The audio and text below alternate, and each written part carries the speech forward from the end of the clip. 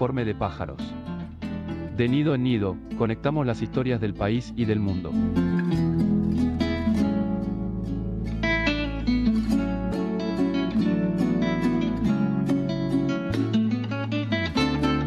Aterrizajes precisos en tiempos de turbulencias.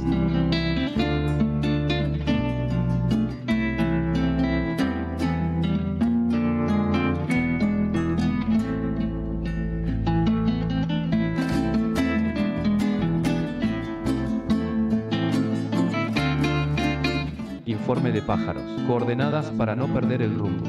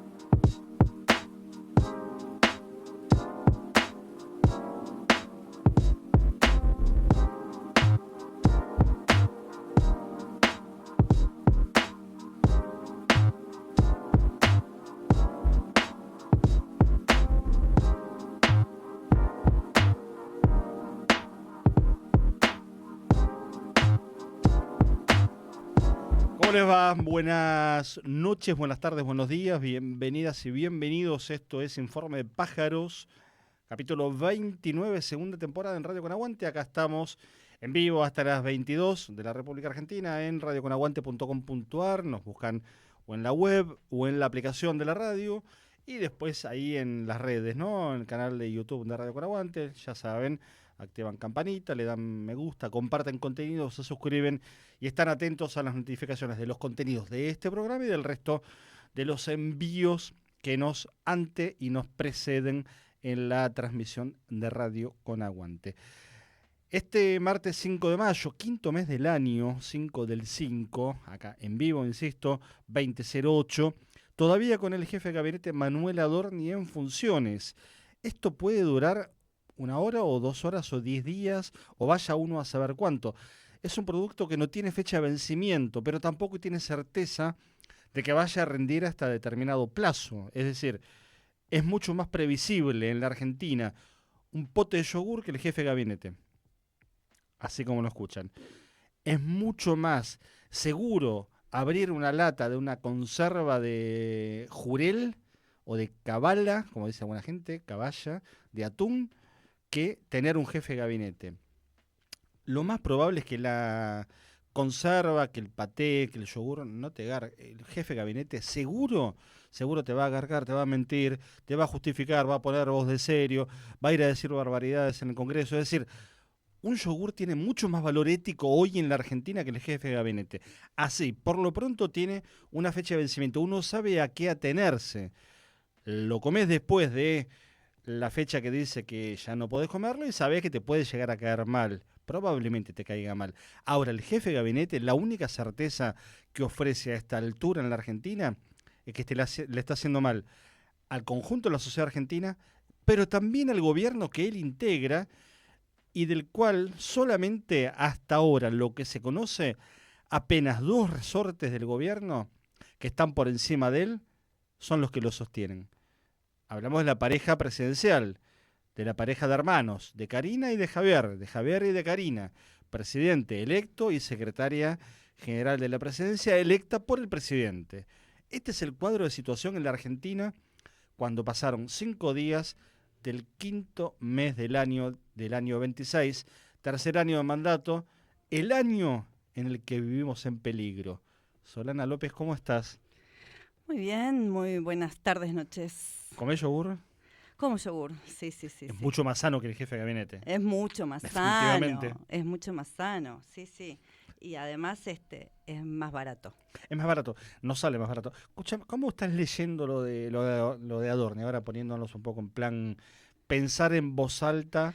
Bueno, si indignarnos, si reírnos, si la cascada, un poco todo, si la escribana. Un poco todo. La verdad que ¿no? a todos está bastante lejos de tener una cascada en la casa.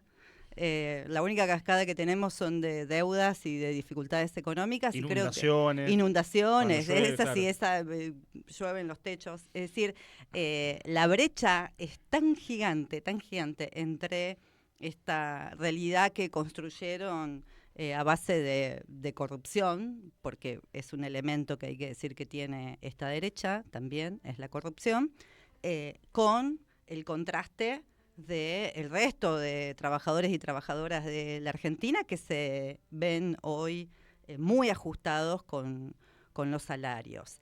Y recordaban algunos medios en estos días cuando Adorni era brutal, arremetía contra los discapacitados y discapacitadas. ¿Se acuerda toda esa época terrible que hubo en la que el gobierno salía a justificar el porqué de los recortes? Cuando daba de bajas pensiones por discapacidad, presentando un supuesto caso de una radiografía de columna de un perro. Sí. En teoría, de acuerdo a la argumentación, era que alguien había presentado eso como justificativo para tener una pensión por discapacidad, por eso le daban la baja.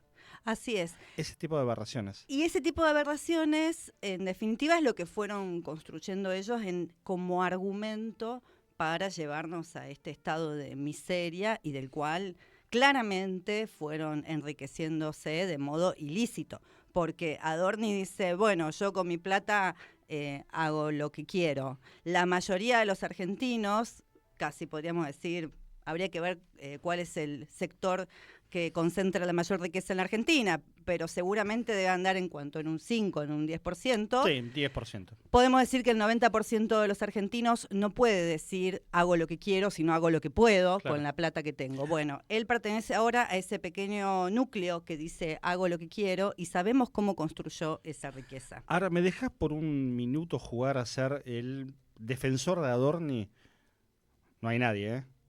Yo nombré dos. El presidente. Presidente y Karina, y hasta por ahí, Karina. Me parece que es más el presidente y nada más.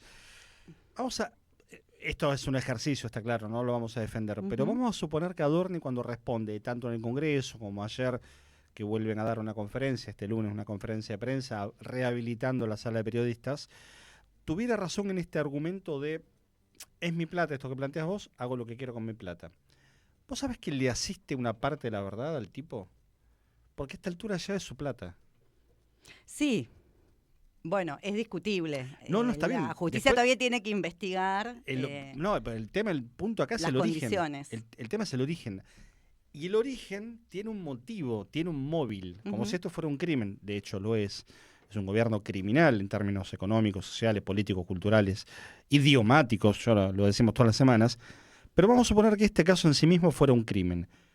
Tiene que haber un móvil para el crimen. ¿Cuál es el móvil por el cual vamos a redondear? Porque ahora el cuenta dólares de Adorni va creciendo día a día. Sí. Anda cerca de los $840.000. Más o menos. Con esto, vamos a redondear en un palo. En un palo. Un palo, sí, porque a todo esto en inversión de inmuebles solamente. Sí, no sabemos los viajes, si hay algo más. Y demás. Claro, pero a todo esto ha tenido un nivel de vida de 20, 25 millones de pesos en algunos meses con la tarjeta, ganando 3 palos él. Con lo cual ahí también tenés que sumar, vamos a redondear $1 millón. Perfecto. ¿A qué obedece ese $1 millón? Vamos a pensar en voz alta para entender quién le pudo haber puesto $1 millón a Adorni. ¿Quién o quiénes? Y algunas regalías. Alguien dijo, interesante el punto, ojo con la Fundación Faro. Claro. La que preside Agustín Laje, el que escribe algunos discursos a Milei, es el ideólogo del mileísmo, digamos. Creo que es cordobés Agustín Laje, tipo más o menos de buenos modales, medianamente te conjuga una oración, te hace una O con un vaso, es de lo mejorcito que tienen dentro del desastre que son. Por eso es el ideólogo del mileísmo. Ellos organizaban cenas en las cuales se decía, los empresarios pagaban $20-25.000, no en campaña. Claro. Ya como presidentes, hubo al menos 2 de esas cenas. Había un montón de gente, ponele que no todos pusieran 25 lucas verdes. ¿Dónde fue esa plata? Una parte tienes que pagar un salón, qué sé yo, pagarle a la gente, darle de comer. Los que laburan, los mozos, probablemente cobraron. Digo, Es mucha plata. ¿No habrá una explicación ahí en términos de lo que son los históricos sobresueldos que la derecha se fija para hacer una tarea dura, la del verdugo, la del sicario? Hace varias semanas utilizamos la figura del sicario. ¿Cuánto cobra un sicario? Bueno, $1.000.000. Claro. ¿Para qué cobra $1.000.000? Para ponerle el gancho como jefe de gabinete desde noviembre, pero antes para poner la cara y crear el sentido común instalado que permita al gobierno vender un consenso sobre la política de ajuste, porque finalmente la tarea de Adorni fue, durante casi 2 años, poner la cara casi a diario en redes y en la sala de conferencias para Sí, justificar ese ajuste. contribuir a la construcción de una imagen, de un discurso, y que, retomando lo del AGE, la AGE también responde, que esto me parece importante decirlo, que no son loquitos sueltos, ¿no? Se va configurando una derecha en el mundo, lo decíamos la semana pasada Una con internacional. una de la internacional derecha. de la derecha, lo decíamos la semana pasada con Peter Thiel, y muchos de estos personajes que no vienen de cualquier lugar, recordábamos que vienen del apartheid de Sudáfrica, y que están convencidos no solamente del proyecto económico, es decir, no solamente ponen a disposición un proyecto político, cultural, social, para determinados objetivos del capitalismo actual en crisis, sino que además están convencidos de esa perspectiva cultural, social, que de alguna manera tiene un horizonte de tinte colonialista y de tinte fascista. Es decir, se entrecruza fuertemente las necesidades de un capitalismo en crisis y de un imperialismo que pretende sostenerse, sobre todo el de Estados Unidos, con también una convicción político-ideológica muy fuerte. Eso representa el AGE. Y eso necesita plata. Claro. Pensaba que en los 90, bueno, hoy el sobresueldo, figura que vuelve a aparecer después de años, vaya uno a saber cómo funcionarios, pienso en la época de Macri, funcionarios que venían de la actividad privada, que en algunos casos eran gerentes y ganaban mucho dinero, pasaron al Estado a ganar menos. En la época Macri, ¿cómo lo habían blanqueado esto? Con unidades retributivas. Es decir, había determinados cargos de director para arriba, director, subsecretario, secretario, ministro, que tenían unidad retributiva de valor. Es decir, una especie de sobresueldo, pero legalizado, que permitía que, por ejemplo, un director de nacional o un subsecretario, a valores de hoy, 4 o 5 millones de pesos, pudiera ganar, como ganaba en teoría en la actividad privada, 10 millones. Vamos a redondear para decir una cifra X. Perfecto. Entonces, tenía un sueldo de 5 palos y unidades retributivas, un sobresueldo, en definitiva, llamarlo de otra manera, sobresueldo, de otros 5 palos. Macri, mirá lo que es, nunca en mi vida, perdón mamá, nunca en mi vida pensé defenderlo a Macri. Macri por lo menos tuvo la delicadeza de blanquear eso. En el menemismo la impudicia era la CIDE. Cuando saltó Granillo Campo, María Julia, la única que pagó por otra parte fue María Julia, ¿no? Hay que decir. Bastante machirulos los menemistas, ¿no? Que la empujaron, ¿viste? Animémonos y vayan, dijeron, y la mandaron a María Julia. A ella. Y fue la única, ya murió la mujer. No voy a decir nada, está muerta, no puede defenderse. La historia la condenará, o la absolverá, más bien la condenó. Pero el resto cobraban sobresueldos. Claro. Caballo, Granillo Campo. ¿De dónde salía esa guita? De la CIDE. ¿Cuándo la CIDE no volvió a tener control? ¿Cuándo volvió a tener fondos reservados por encima de lo normal? Con Macri y con Milei. Se repite el mecanismo. ¿Es lineal esto? No, no es lineal. ¿Por qué? Bueno, uno podría decir, che, la CIDE la maneja Santiago Caputo. Santiago Caputo claramente lo torpedeó a Adorni internamente. ¿O de dónde salió la foto? ¿De dónde salieron los datos de algún diputado de la oposición sobre los movimientos de la mujer yendo a tomar un trago a la fernetería? Es la misma interna de La Libertad Avanza, que hay que decir que en esto ha sido... Yo creo que es la brutalidad de la impunidad con la que estos tipos se fueron desarrollando y estas tipas se fueron desarrollando, y a diferencia de Macri, que es un mafioso que conoce cómo lavar muy bien el dinero, porque viene de una historia de de mafia muy importante y además de la familia De una Macri. familia que estuvo del otro lado, que eran los que le ponían guita a los políticos para que sean Exactamente. sugerentes. Entonces, Por izquierda o por muy derecha, bien. porque digo, los Macri Claro. bancaban a Carlos Grosso en su empresa, bien por la actitud del padre, del viejo Franco, cuando Carlos Grosso no tenía todavía las causas que tiene hoy, también quedadas en el olvido, y perseguido en la dictadura, como tantos dirigentes políticos, militantes políticos, se encuentra un refugio en la empresa Sogma, lo mismo que Juan Schiaretti, que con los años devuelven con creces. Pero eso por lo menos era un laburo, era legal. Grosso era un tipo medianamente formado, Schiaretti lo mismo. Entonces Macri sabe perfectamente ese circuito, de estar de un lado y del otro del mostrador. Ellos bancaron políticos, recibieron favores, y una vez que fueron políticos, los favores eran directamente para ellos y se bancaban a sí mismos. Esto es una impudicia absoluta. Lo único que quiero reconocerle, y ahí lo vamos a saludar a Jorge Kraines, que está con nosotros. Abrimos con Adorni, Jorge, Buenas perdón. noches. Porque mañana no sabemos si seguirá estando, y el martes que viene hay que ver si ya no es historia Manuel Adorni. Pero lo único que me gustaría reconocer es un duro Adorni, realmente. Defendiendo lo suyo, ¿eh? Ojo, uno conoce historias de militantes en distintos lugares del mundo que han resistido torturas, que han resistido situaciones espantosas defendiendo ideales. Y es el núcleo duro. Pagaron con su vida, con su cuerpo, con su dolor, con su poner todo frente a la tortura para defender los ideales. Callaron cuando tenían que callar, lloraron y putearon cuando tenían que llorar, como dice el poema de Mario Benedetti, Hombre preso que enviara a su hijo. Ahora, Adorni a hoy, yo creo que lo torturás y no le sacás una palabra. La única diferencia es que no defiende ideales. Defiende una cascada, defiende viajes en avión privado a Punta del Este. La isla de la cocina. La Claro, isla de la la isla de la cocina, cocina. los muebles con no sé qué, la ventana con DBH y demás.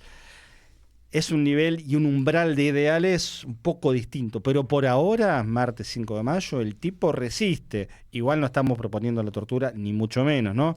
Que haya los canales correspondientes, pero tiene una solvencia para defender y una cara tallada en piedra, Una cara dura. como hace tiempo no vemos. Jorge Kraines, ¿cómo estás? Muy buenas noches, muy bien, muy bien. ¿Qué estás tranquilo. viendo de Adorni? Peloteamos un poco con Solana, A ¿no? mí me sobre llega este la tema. información, que no la puedo verificar, pero me llega, que lo mantienen porque en la Libertad Avanza no se pueden poner de acuerdo con el reemplazante. Y al tipo le dicen, Es una aguantá, posibilidad. aguantá, que total para poner, como vos decís, cara de piedra, es mandado a hacer. Y entonces, que esa es la causa por la que lo mantienen. Pero lo tremendo acá es esa parte del poder en la Argentina, del poder permanente, del poder estable, no el que se vota y que cambia cada 4 años, que es el poder judicial. El poder judicial no habla en este caso, cuando prácticamente la apertura a prueba está terminada. Está verificado todo, está en los medios de comunicación, como vos bien decías, la cascada, la isla, con qué plata, con el sueldo que cobra legalmente. Y entonces el fiscal correspondiente, ¿qué está haciendo? ¿Está durmiendo la siesta? El Poder Judicial acá es un cómplice, y esto demuestra que Adorni y todo esto es parte del sistema de poder permanente en la Argentina, incluso aunque lo cambien a Milei y pongan a otro. Claro. Me parece que esto del poder permanente es algo que nosotros tenemos que conversar más. Ujú. Y hay un tema con los plazos, ¿no? Porque vos decís la carga probatoria ya indica que una indagatoria, uno no está diciendo, che, métanlo en cana, como hicieron con Amado Vudú, sacándolo a las 4 de la mañana de la Por casa supuesto. y humillándolo con un pijama para las fotos, o como hicieron con los empresarios, con Gerardo Ferreira, con cantidad Bueno, pero la indagatoria es un- Adorni no nacionalizó los fondos de jubilaciones y Tal pensiones. cual. Claro, pero es un acto de defensa inclusive. Adorni debiera él pedir una indagatoria. Mirá lo que te digo. Pero hay un tema con los plazos y con los tiempos. ¿Por qué? El Poder Ejecutivo tiene tiempos. O sea que tiene tiempos para un proceso burocrático, firmar un decreto, la promulgación. El Poder Legislativo tiene plazos. Las causas, bueno, algunas deberían ser causas. Digo, los proyectos que no tienen tratamiento, vence lo que se llama el estado parlamentario y hay que volver a presentarlo. El Poder Judicial no tiene tiempo ni plazo de nada. Está estructurado constitucionalmente para que ejerza un poder absoluto. No hay una cámara que les diga, señor, manejarse actúe, con total libertad, apurarlo, sin que nada lo claro, corra. Claro. Sí. Es aristocrático el Poder Judicial, es hereditario, los apellidos se van sucediendo. Y bueno, es una parte de un poder estable, permanente, al que no vota nadie, y que, por ejemplo, hablando en el caso de Vudú, las AFJP eran parte de ese poder real.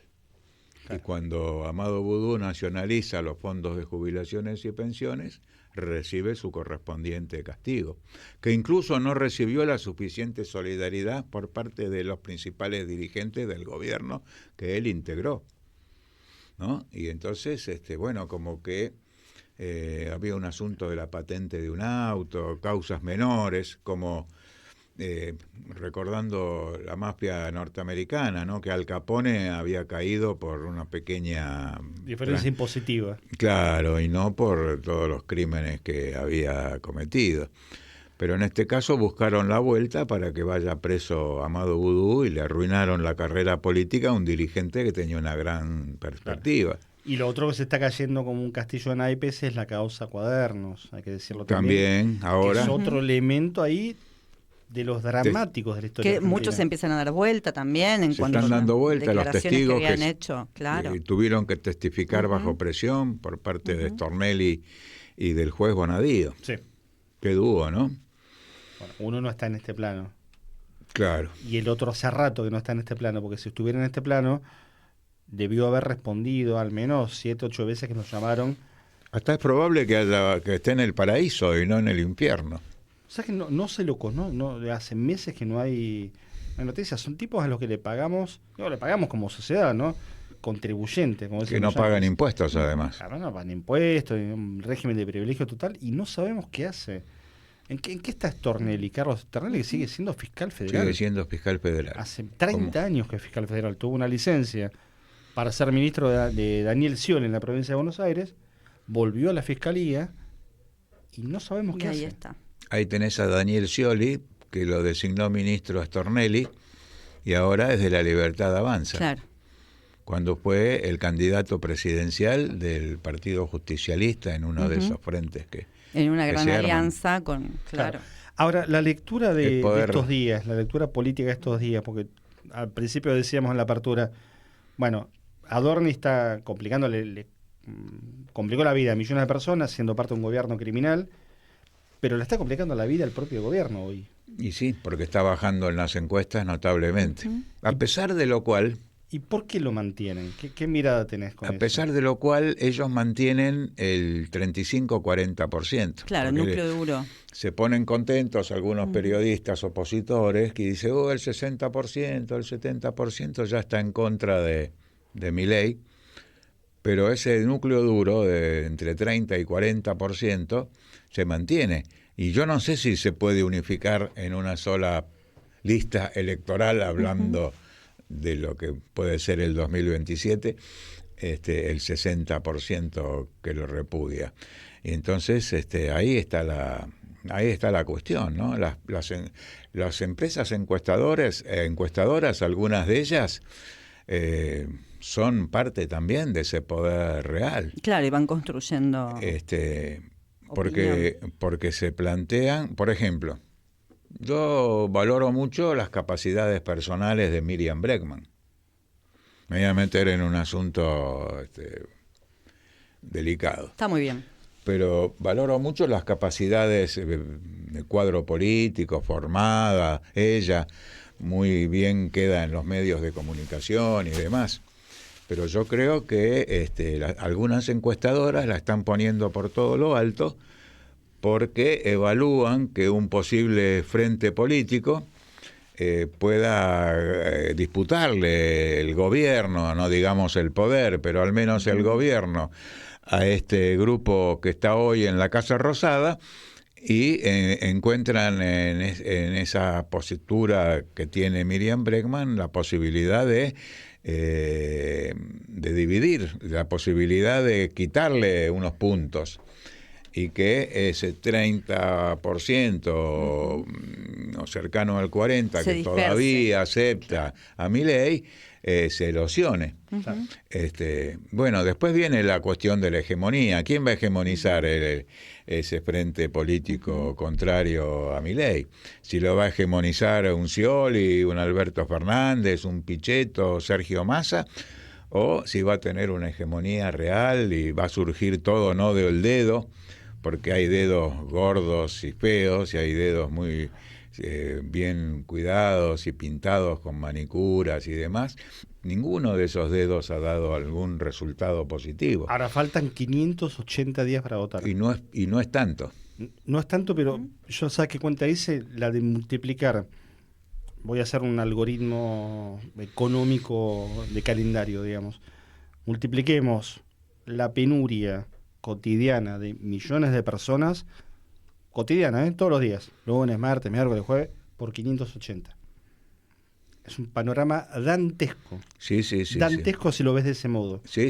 Porque no hay nadie, excepto, no sé, Diego Recalde, ese que tiene los pelos así, que grita en la televisión, y Toto Caputo. No hay nadie en el país que te diga vamos a estar mejor de acá a 4 o 5 meses. Absolutamente nadie. Entonces digo, es un panorama realmente complicadísimo. Y la política tradicional queda muy lejos todavía. 31 de octubre el año que viene se vota presidente. Ahora vi algo que decía Jorge con el tema de el poder. Vos lo definiste como el poder real o el poder permanente, creo, ¿no? El poder permanente. Sí.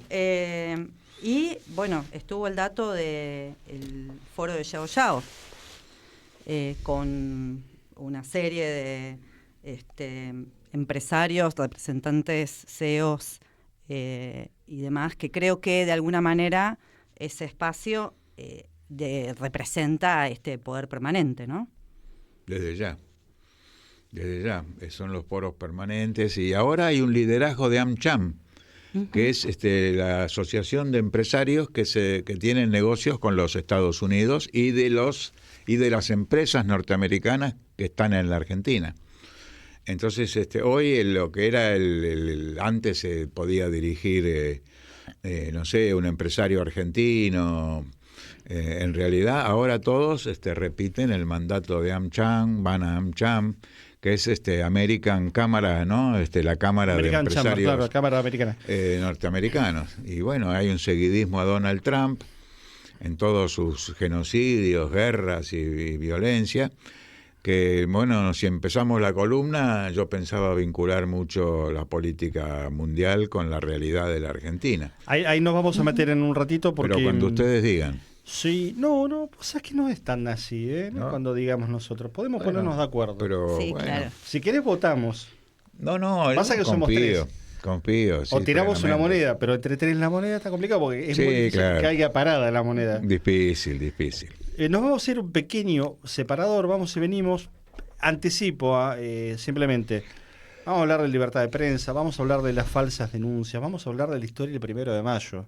Sí. Tenemos invitados, tenemos la columna de Jorge Kreines, tenemos una entrevista ahora en unos minutos, tenemos muchísimo. Está todo previsto. Y acá en adelante está todo previsto. Yo solamente te dejo un dato, Jorge Kreines, vos que sos joven y estas cosas por ahí no las viviste. Ranking de presidentes electos que hayan sacado mayor cantidad de porcentaje de votos. 1, 2 y 3, te lo digo rápido. Perón, Milei y Cristina. Así. Bueno. Milei en balotaje. 62% Perón, el 73%. El balotaje es otro invento del sistema, ¿no? Totalmente. Pero los votos los juntó, Los votos de los que fueron a votar los juntó. No, y están, los tenés, te los encontrás por el camino. Yo me subo al bondi a veces. Varios digo, arrepentidos. Me subo al bondi y digo, uno de cada dos votó a Milei. Y miro alrededor, ¿viste? Me empiezo a poner loco. Digo, ¿quién fue? Claro. El de allá no. Lo miro a Pablo Fernández, me dice que no. Guille Guerra me dice que no. No te voy a mandar a la frente. Los dos me dicen que no. Mirá que bien que nos cuide. Acá en esta radio me parece Entonces, que no. acá la cuenta no me da. Entonces, Ese es hay territorio alguna radio liberado. donde los 5 votaron a Milei. Si no, no dan la cuenta. Bueno, 2035, 11 26 99 95 74, 11 26 99 95 74 es el teléfono de la radio. Estamos en redes también como @informe de pájaros y en @radio con aguante. Acuérdense que se meten en el canal de YouTube, le dan like, comparten los contenidos, activan la campanita, están atentos a las notificaciones. Y mientras todo eso pasa, no se muevan. Si están en vivo, porque de acá hasta las 10 de la noche tenemos mucho más Informe de Pájaros, capítulo 29, temporada 2. Así. Teatro, danza, música, cine, series, libros y canciones.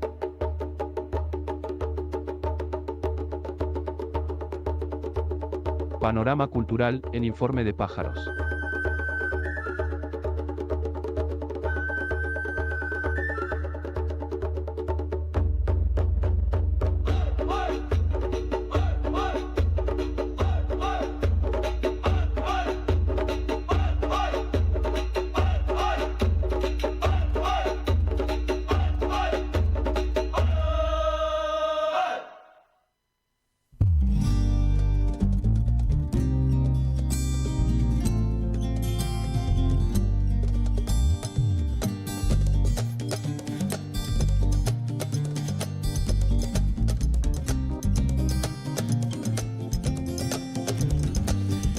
...20:36 en la noche de la República Argentina... ...desde el norte, bien del norte de La Quiaca... ...está donde comienza el Polo Sur... ...que ahí se extiende nuestro territorio...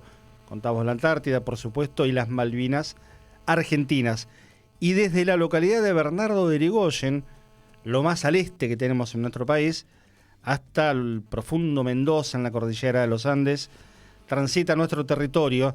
...extenso, rico, diverso... complejo en un mundo no menos complejo todavía, que es el que lo contiene y nos contiene. Está del otro lado para pensarlo, sin tanta geografía, pero sí con una mirada política global, internacional. Marcelo Rodríguez es sociólogo, secretario de Relaciones Internacionales del Partido Comunista de la Argentina. Marcelo, ¿cómo estás?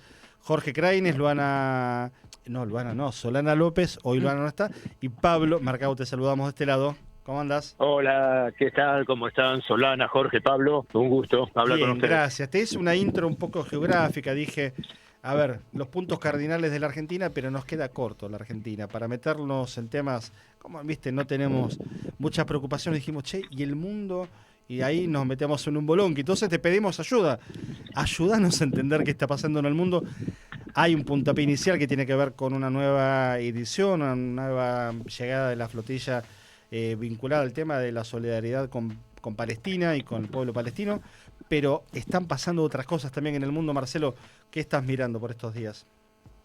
Sí, es indudable que es imposible tratar de entender lo que pasa en nuestro país sin vincularlo con el contexto internacional, ¿no? Eso en cierta forma es un reflejo, más allá de sus particularidades, de la crisis que está atravesando el capitalismo a nivel internacional y de la situación de cambio de orden internacional muy profundo que estamos viviendo, en el cual el unilateralismo que había surgido tras la caída de la Unión Soviética y en el cual Estados Unidos pensaba tener por delante el siglo americano, duró solo 10 años, entró en crisis esa hegemonía y hoy vemos una disputa en la que aparece un multilateralismo que se va dibujando en el horizonte con mucha más fuerza, en el cual Estados Unidos no va a ser el único país, el único país hegemónico, sino que tendrá que sentar a la mesa con otros jugadores importantes como son China, sobre todo, Rusia y la India, mientras vemos también un declive muy considerable de la Unión Europea en este panorama internacional. Eso nos ayuda muchísimo a entender lo que está sucediendo en el mundo y también lo que está sucediendo en el país en este momento. Marcelo, y ese declive de Estados Unidos, que probablemente lleve mucho tiempo y digamos, sea una cuestión gradual, en la relación con la Argentina, vos estás yendo hacia ese lugar, ¿cómo nos ubica, no? Porque hay una lectura también de que otra vez Argentina vuelve a quedar pegado al que aparece como el perdedor del ciclo histórico, digamos, ¿no?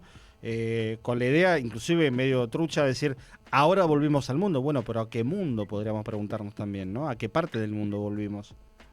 Sí, lo que está haciendo el gobierno de Javier Milei es una subordinación del país a la política de Estados Unidos en el peor momento posible.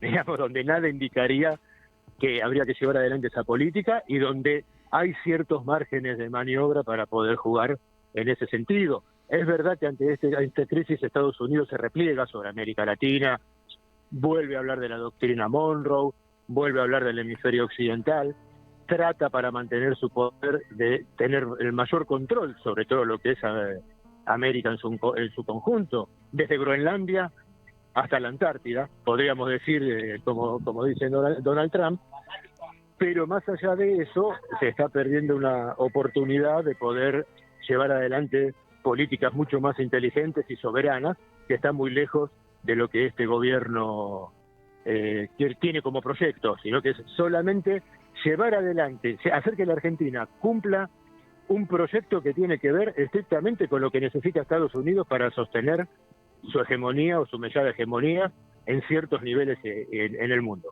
Eso parece ser el objetivo del gobierno de Javier Milei en todo sentido.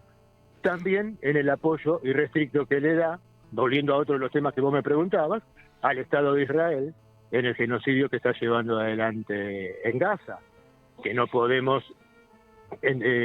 analizarlo fuera de todo este contexto internacional de que hablábamos y ese alineamiento con Estados Unidos e Israel que está llevando el gobierno de Javier Milei.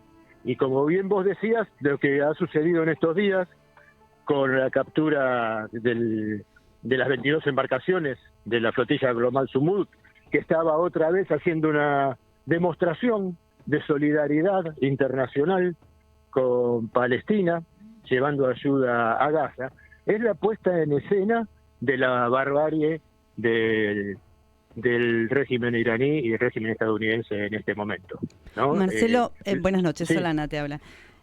Mencionabas, ¿Qué tal, Solana? ¿Cómo estás? Bien, mencionabas la Unión Europea, que también está en declive. ¿Cómo la ubicarías en este juego internacional del imperialismo norteamericano, en esta ofensiva guerrerista? Creo que la Unión Europea, a través de la OTAN, se ha pegado, como se dice coloquialmente, un tiro en el pie.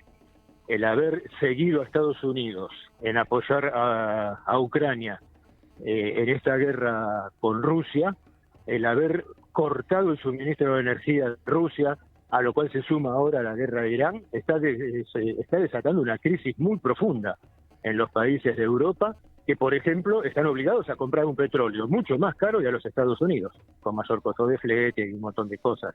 Han volado los gasoductos que le traían gas desde Rusia, lo cual está poniendo en crisis también a la industria alemana. Sin embargo, buena parte de los gobiernos europeos siguen sosteniendo un discurso totalmente guerrerista y de apoyo a Ucrania, que creo que los va a llevar a una encrucijada muy, muy compleja, en el cual Europa, en este nuevo panorama, va a ser uno de los grandes perdedores, y como por ser uno de los grandes perdedores, va a estar sufriendo cada vez más esta avanzada de las extremas derechas en el continente. Claro, y hubo un encuentro en Europa de un sector que podría llamarse hoy progresista, y este sector, ¿cómo se ubica en relación a lo que sucede en Palestina? Parece que podría llegar a ser un poco más claro, pero también en relación a lo que sucede, por ejemplo, en Cuba o en Venezuela. Sí, es un sector, una socialdemocracia a lo Felipe González en aquella época, ¿no? Cuando se hablaba de la socialdemocracia rosada, digamos, pero que es importante porque que se manifiesten, porque en algunos temas internacionales tienen buenas posturas, como por ejemplo la condena al genocidio en Gaza, la condena al bloqueo contra Cuba, ¿no? Ahí es interesante, pero me parece que ese encuentro progresista tiene que enfrentar los límites propios de unos partidos socialistas europeos que fueron parte del motor de todo esto, que ha sido absorbido por la lógica de las políticas neoliberales desde la década del 80 y 90, y que hasta ahora no ha demostrado salir de ese corset neoliberal que han tenido como política, ¿no? Igualmente, siempre es saludable que tengan en los temas de solidaridad y de denuncia de los conflictos internacionales una posición mucho más cercana a la que nosotros creemos que hay que tener. Marcelo, mencionabas el tema del petróleo recién y cómo Europa también, a partir de la situación entre Ucrania y Rusia, tiene que mirar a Estados Unidos y demás. Pensaba, y a ver cómo lo estás siguiendo vos, ¿cuánto tenemos que darle bola, atención, prestarle una mirada atenta a esta idea del cambio de matriz energética del mundo, ¿no? Un proceso que también puede durar un par de décadas largas, ¿no? Con tensiones también entre poderes muy fuertes como el lobby petrolero en el propio Estados Unidos y las nuevas formas de energía, ¿no? En esa transición energética que se llama, ¿cómo juega la Argentina también? Porque, digo, Vaca Muerta, digo, ahí aparece lo de YPF, se mezclan varias cuestiones que no sé si da para explicarlo profundamente, pero sí para que nos ayudes a pensar alguna clave y hacia dónde tenemos que mirar en esa línea también. Mira, yo creo que la reconversión energética... ¿Hola? Sí, sí. ¿Hola, hola? Te escuchamos perfecto, ¿eh? Ah, ¿me escuchan? Perfecto. Sí. Creo que la reconversión va a ir dando de forma indeclinable, ¿no? Como bien vos dijiste, va a llevar un tiempo. Va a llevar un tiempo primero porque hay que ver...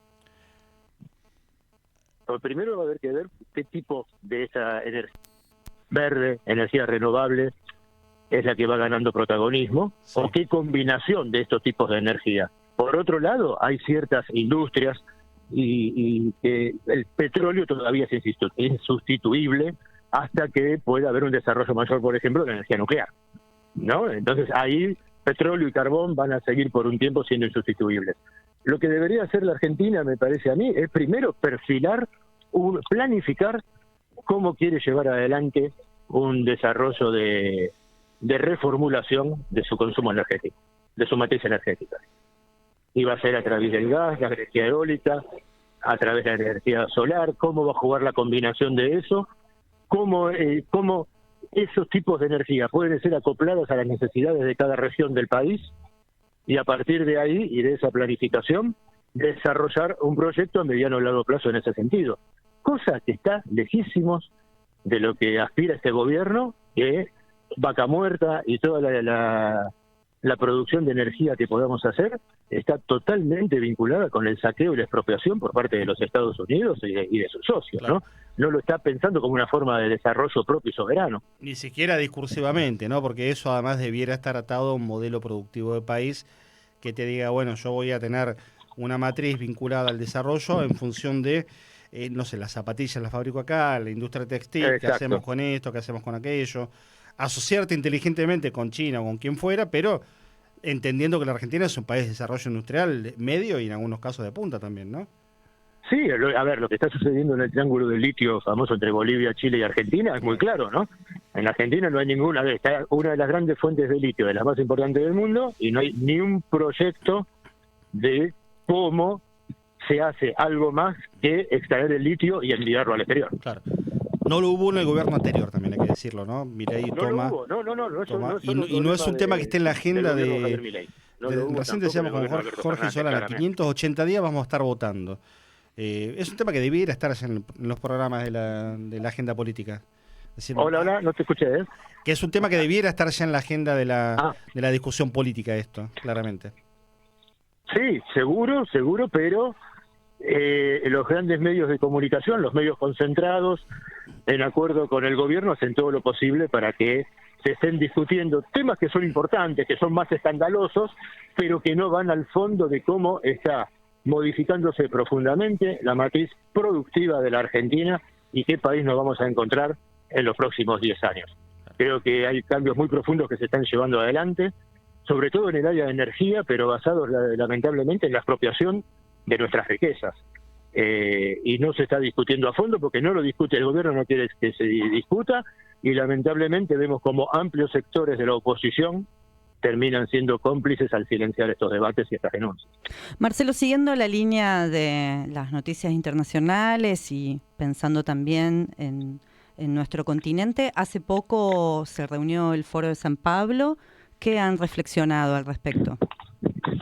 Sí, hubo una reunión en la ciudad de San Pablo, esta vez del Foro de San Pablo, y se hizo un análisis de cómo está la situación en este momento en el continente, en el cual, por supuesto, uno de los temas centrales es el recrudecimiento del bloqueo y de las medidas contra Cuba por parte de la administración Trump, la complejidad de la situación venezolana, sosteniendo la denuncia del secuestro del presidente Nicolás Maduro y de la diputada Celia Flores, y tratando de ver cómo se puede acompañar un proceso muy complejo que también se está llevando en Venezuela, donde hay una intervención directa de los Estados Unidos sobre las políticas que pueden llevar adelante y sobre las riquezas de Venezuela, el petróleo en particular, ¿no? Y otros dos temas que en esta reunión ocupó un lugar central, que van a ser muy importantes para América Latina este año, son las próximas elecciones de mayo en Colombia y las elecciones de octubre en Brasil, en donde se juega realmente para todo el continente una carta muy fuerte, a ver si el pacto histórico con Iván Pineda puede lograr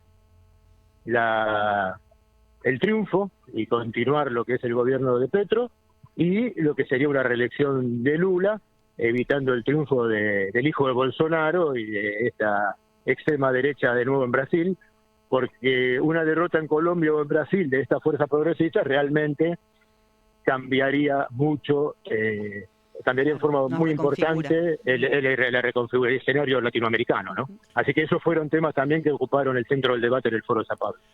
Marcelo, te agradecemos muchísimo este rato de charla, reflexión, las ideas que nos acercaste. Dejamos ahí cantidad de puertas abiertas para seguir pensando, conversando. Contamos con tu palabra, por supuesto. Y bueno, de nuevo el agradecimiento por este espacio en la noche de este martes. No, muchas gracias a ustedes. Les mando un fuerte abrazo. Gracias por la invitación y un saludo para todos los y las oyentes del programa. Abrazo grande. Hablábamos con Marcelo Rodríguez, sociólogo, secretario de Relaciones Internacionales del Partido Comunista de la Argentina, en el contexto de un país, continente, mundo movido, complejo, en plena reconfiguración, y nos metemos directamente, Jorge Kreines, en pensarlo en la clave política, ¿no? Y en este contexto, además, en donde también, algo decía Marcelo, estamos como atravesados por ese debate de Adorni que, viste, nos va consumiendo cantidad de rayitas de la batería cotidiana también, ¿no? En definitiva. Hay como una paradoja, porque no puede omitirse lo de Adorni, es una expresión del tipo de gente que ocupa este gobierno, pero al mismo tiempo es una tapadera de muchísimas otras cosas de las que no se habla y de las cuales es importante también conversar. A mí me parece que hay una relación directa entre, fíjense ustedes cómo se achica el planeta, entre, vamos a decir, lo que ocurre en el estrecho de Hormuz, en el Asia Occidental, y lo que pasa en general en el mundo capitalista. Me parece que el propio Donald Trump se ha metido en un pantano generando una situación que acelera la crisis del capitalismo de una manera notable.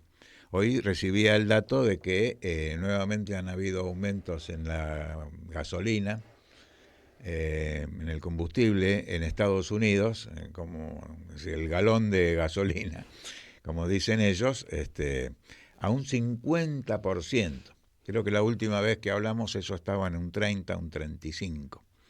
Quiere decir que se encarece no solamente el combustible, sino todo lo demás.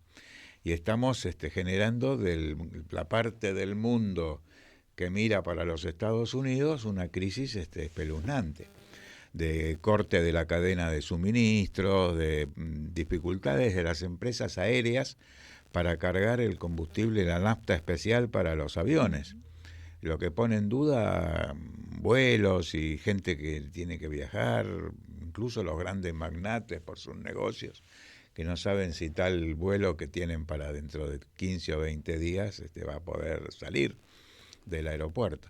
Entonces, bueno, las bolsas están mal en todas partes del mundo y me parece que una inflación global sumada a la inflación nacional argentina es un dolor que vamos a sufrir por un tiempo prolongado. Vos hablabas de los 580 más o menos días que nos quedan hasta la elección de octubre. Son unos días más que hay que aguantar a Milei hasta diciembre. Y hay que ver qué resultados y qué armados se producen en el tema nacional a los efectos de constituir una fuerza de oposición. o si va a ser realmente de oposición o simplemente una alternancia, como dice Sergio Massa, ¿no? Que la democracia, según para su visión, es de alternancia. Entonces él mismo está diciendo que en caso de ocupar un gobierno, después del de Milei, simplemente esto va a constituir una alternancia dentro del mismo sistema que está totalmente deteriorado y agravado, porque la hegemonía de ese sistema global está en una crisis tremenda. ¿Acaso más prolija, ¿no? La alternancia. Pero es demasiado poco pensar que algo tiene que ser prolijo. Claro. Es como decir después del menemismo que no haya corrupción. Prolijidad hace pensar en moderación, en cuidados, en respeto de ciertas normas institucionales que son las que sostienen un sistema que está embriando y desindustrializando y entregando la soberanía del país. Así que es muy importante. Por ejemplo, hay un dato interesante, el 1 de mayo, este fue un 1 de mayo muy especial, muy particular. No hubo una convocatoria unificada, la convocatoria de la CGT no tuvo la fuerza que en otros tiempos, si bien tuvo bastante concurrencia, no la de mucho menos que lo habitual. El Frente de Sindicatos Unidos convocó un debate en un lugar cerrado. En fin, hubo poca actividad.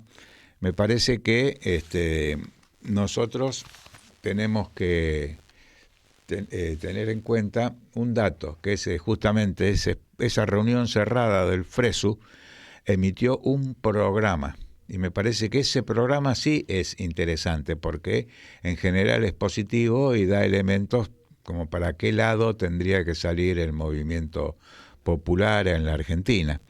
Y me parece que esa distancia que toman de los gordos de la CGT y la integración de una cantidad de sindicatos nuevos en el proceso de los sectores más combativos del movimiento obrero es una cosa interesante, porque es un programa soberanista, es un programa de respeto por los recursos naturales, de búsqueda de una plataforma.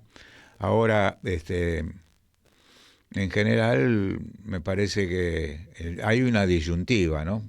Porque aparecen algunas figuras y la gente está pensando en quién y no está pensando en su propia organización, en su propia capacidad de incidir. Y pensar en incidir en la vida política de la Argentina solamente con el voto cada 4 años, bueno, y entregar un mandato, un cheque en blanco a quien fuera electo, me parece que todavía está en el pensamiento mayoritario de la sociedad argentina y es algo que debemos tratar de cambiar. Lo que pasa es que al mismo tiempo es un cheque en blanco que dura cada vez menos. Claro. Porque si no se entiende el movimiento pendular que llevó a que gane Macri, Alberto, Milei, claro, sacando votos del mismo barrio, digamos. La misma persona votó alternativamente a Macri, Alberto y a Milei. Los que votaron en 8 años de diferencia. Los que votaron a Macri en su momento, en la primera elección como intendente de la ciudad de Buenos Aires, son los que habían votado a Ibarra. Claro. Si uno analiza las mesas y los barrios y los votos, se da cuenta que son los mismos. Y probablemente sea votante que votó a Macri y a Cristina en la Nacional. Bueno, al mismo tiempo. Claro, ese porque comportamiento del voto. Ahí aparece un problema, que es el de los peronismos, Claro. en plural, porque hay para todos los gustos. Ahora se han expresado también, ¿no? justo. Porque el Rodrigazo y la AAA vinieron del peronismo y fueron antecedentes del golpe militar, que después reprimió a mansalva a los peronistas que estaban en una línea muy distinta a la de Celestino Rodrigo y a la de el menemismo que vino después.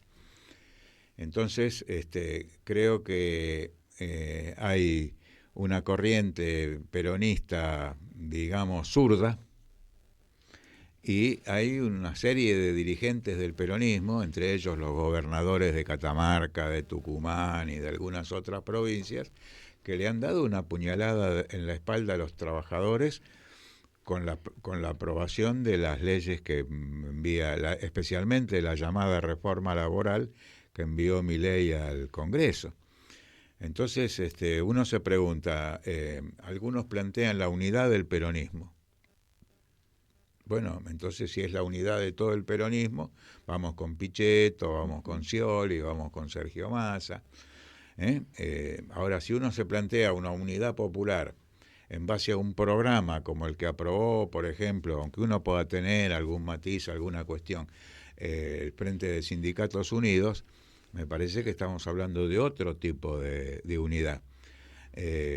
Y esa unidad tiene que ser plural y tiene que ser con un enfoque participativo. Si pudiéramos aprovechar estos 580 días a que vos, Pablo, haces referencia, en organizar, en abrir debates, en crear comisiones, en armar, por ejemplo, ¿cuántas circunscripciones electorales tenemos en el país? Son miles. Municipios 2.200. Cuando digo mesa, no, cuando me refiero a circunscripciones, sí. Cada mesa tiene 190, 200 votantes. Sí, un poquito más, ahora 230, ¿no? 270.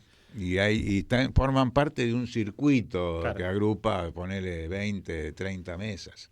Si se pudiera organizar algo, aún pensando en lo electoral, desde la base para ganar en esas respectivas mesas y la gente mirara más a sus vecinos y su circuito de votación y menos esperar que como el maná del cielo venga algún que dirigente. Se apropiara, por ejemplo, de esta propuesta programática. Claro. Entonces lo electoral valdría mucho más. Bueno, parte de lo del viernes del Fresu es que van a salir, dijeron, a caminar al país. Sí. Y en buena hora, porque hace 40 años que los movimientos obreros en la Argentina, digo porque tenés la CTA y la CGT, no tienen un programa político. Desde los 26 puntos de Baldini, año 1986, no hay un programa político de la CGT. Bueno, en este caso hay de CGT. Construido desde el movimiento obrero. Y obrero. las dos CTA debieran hacer un balance desde Bursaco para acá. Claro. ¿Pasó cuánto? ¿40 años? 35 años. 35. Bueno, 35. Sí. Es para hacer un balance. Tal cual. De qué crecimiento hubo, de qué resultados dio, el porqué de la división y cómo se puede reunificar, pero al mismo tiempo, si fue verdaderamente una alternativa sindical fue simplemente quizás el único elemento que sigue siendo válido es que apunta a un sujeto que no está sindicalizado. Incluye, porque, claro. Sé que se habló de eso ahí en el Fresu. Hay en la CGT claramente tienen grietas muy fuertes, por eso vuelve a tener un triunvirato, y aparece la figura de Omar Maturano ahí, una figura impensada de la fraternidad en el Fresu, que dijo voy a hacer un saludo, y se mandó un discurso de barricada, que digo, Maturano nadie le pidió tantos, con un saludo estaba más que bien. Un discurso de barricada que parecía, más allá que uno sepa que un dirigente de tantos años sabe leer el auditorio y se adapta a un auditorio más combativo en este caso. Pero les puedo asegurar que fue un discurso para aplaudir de punta a punta. Mirá. Un poco hinchado las pelotas el tipo, hay que decirlo en términos poco académicos, y también presionado por un gobierno que le acababa de poner una multa multimillonaria y demás. Está claro que las circunstancias van empujando, ¿no? Sí. Pero en buena hora que un dirigente de un sindicato que durante muchos años tuvo una actitud mucho más complaciente, empiece a romper. Bueno, faltan que pasen los Moyanos, faltan que... Ahí aclararon, porque está la UOM en el medio, aclararon que no era para generar una división en la CGT, que en buena hora no se dé una división, pero sí que aparezca una presión para que la CGT tenga algo más que un acto cada tanto, ¿no? Un acto alargadito. Claro. Me parece que eso es crucial, y mirar a los costados, porque esperar el manal del cielo, por ejemplo, uno puede ver con cierta expectativa, cierta esperanza, la figura de Kicillof. Ahora, yo creo que él también tiene una bifurcación posible de caminos, ¿no? Va a construir un espacio que piense en la situación de los trabajadores, del pueblo, de la mayoría argentina, o va a hacer una alianza con gente con la que incluso él se está entrevistando, ¿no? Claro. Se entrevistó con Massot, con Monzó. Ujú. Bueno, Sergio Massa está ahí cerquita y aparecen algunos otros que se postulan.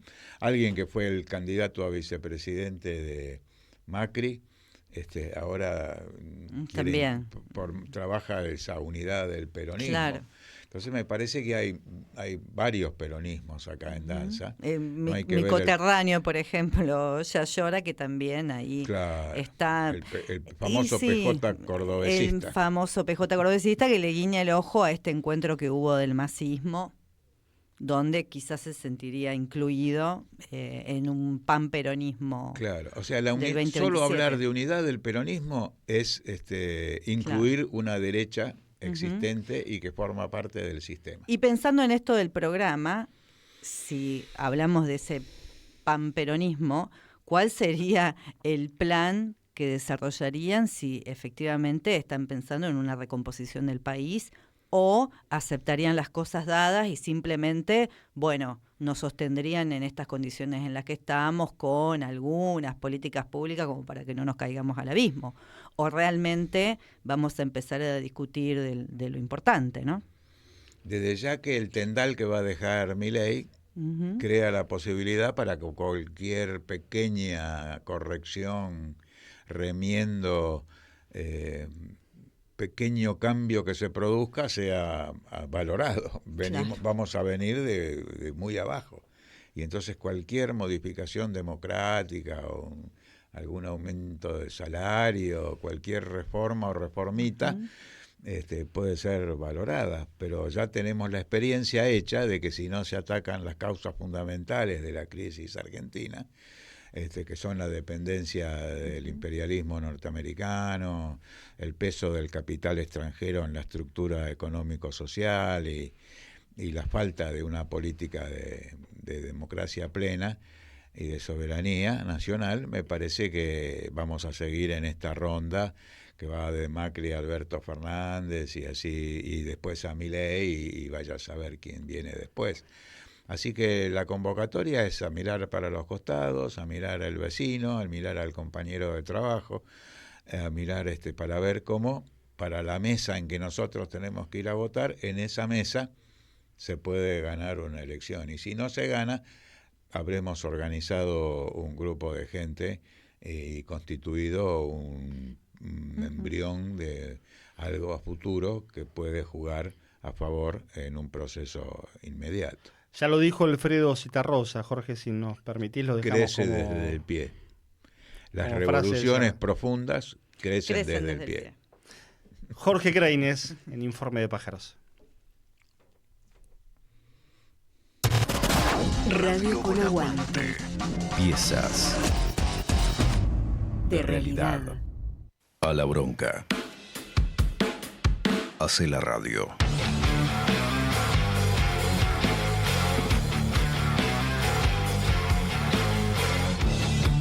Radio con Aguante. Resistiendo desde el aire. Las abuelas de Plaza de Mayo necesitan nuestra ayuda para encontrar a sus nietos. Con tu aporte podés colaborar en la búsqueda de todos los que faltan. Por más abrazos, por más encuentros. Hacé tu donación. www.abuelas.org.ar. No vinimos a inventar nada. Vinimos a cambiarlo todo. No vinimos a inventar nada. Vinimos a cambiarlo todo. Totalmente distintos, pero encajando perfectamente. Un espacio donde estamos todes. Piezas de realidad. Radio con Aguante. Piezas de realidad.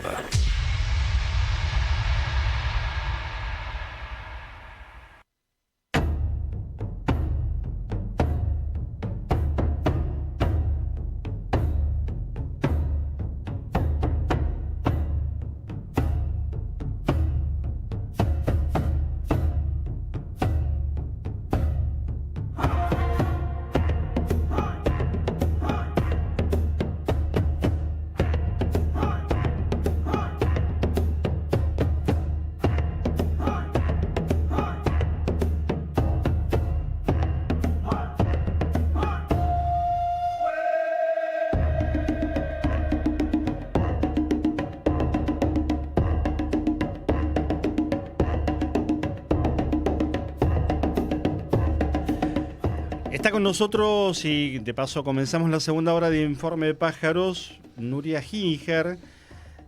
¿Cuántas veces tenés que corregir cómo se pronuncia? Todas. Todas. Y probablemente lo digamos mal. Es integrante del Consejo Directivo de ATE Capital, investigadora del CONICET, y no les docente cuento universitaria. mi caso particular. Claro. Y nos acompaña porque si hay algo para pensar en este país, no solo en la urgencia, sino también imagino que a mediano plazo, es la educación, el sistema científico y un poco es la excusa de pensar hacia dónde vamos, ¿no? Mediano plazo, ¿hay forma de pensar hoy un mediano 5 o 10 años en la Argentina o nos tapa la urgencia, Nuria? Me parece que hay que pensar las dos cosas, ¿no? cosas. Y las dos cosas un poco al mismo tiempo. Y en estas semanas que estamos de pelea en el sector, tanto en la universidad como en los organismos de ciencia, hay algo que se empieza a discutir, digamos. Es imposible pelear contra los recortes de los puestos de trabajo, despidos, retiro voluntario, tenemos de todo. Los salarios de hambre directamente de nuestros compañeros y nuestras compañeras, sin pensar qué va a ser de nosotros en el futuro, digamos. Y en ese sentido se empiezan a abrir también las posibilidades.